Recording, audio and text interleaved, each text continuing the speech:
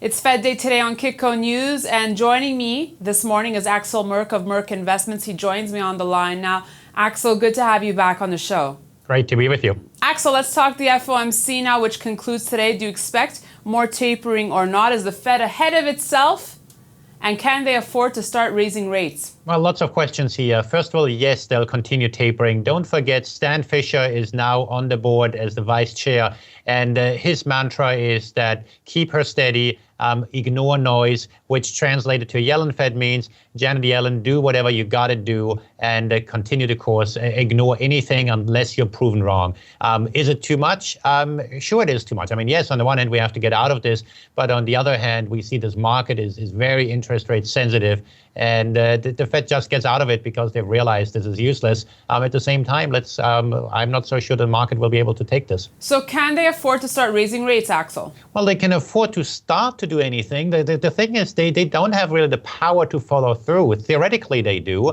But what are we going to do if we get real economic growth? Well, if we go and get higher rates, not only consumers and housing, we're going to have a problem there, but more importantly, how are we going to finance our debt if rates do go up? Think about the Japanese, in case you think it's not so serious an issue in the US. If the Japanese succeed with Abenomics, how can we afford positive real rates? In the US, we have the very same issue, maybe not quite as imminent, but this is one of the many reasons why we're going to have a downward bias on real interest rates. Nominally, rates might be rising, but on a real basis, meaning after inflation, rates will continue to stay low as far as the eye can see, in my assessment anyway. Axel, in your morning commentary, you warn against the possibility of a market crash, suggesting there's just too much complacency. So are people just too bullish on equities right now, Axel?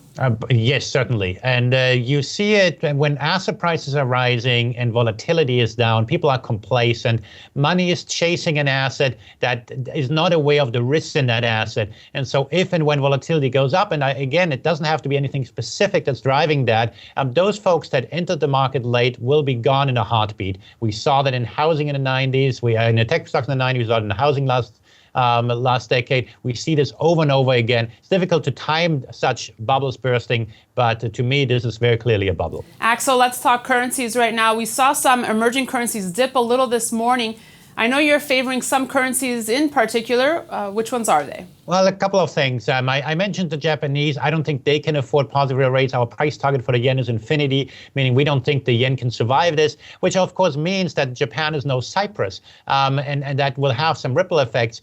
The one thing is throughout the world is we have a huge issues, which means policymakers will remain very engaged. We see that in the Eurozone. We are far more positive on the euro than many others because we don't think Draghi can debase the euro. We see the euro again strengthening in recent days after Draghi was able to talk it down. The sterling should do quite well. Carney, the head of the Bank of England, will likely have to raise rates.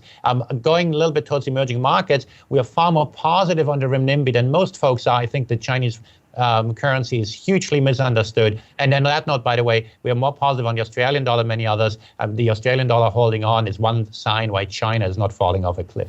Let's end now, Axel, with gold. What are your thoughts on gold's performance these days? Oh, we like gold simply because there's too much debt in the world. As I indicated, we cannot afford positive real interest rates, and that should be beneficial to gold for the next decade. On a short-term basis, of course, anything can happen, but we like gold, and we think that the Fed will focus very much on employment, will again say inflation is not a problem, and to me, that's a problem when the Fed doesn't look at inflation. Axel, will gold hold these levels? I would think so. Obviously, I don't have a crystal ball either here, but many people have tried to sell it off. It's not been selling off. The weak hands are gone. And so those folks who like gold have been buying it. Very different from the S&P, by the way. You buy the S&P because you have to.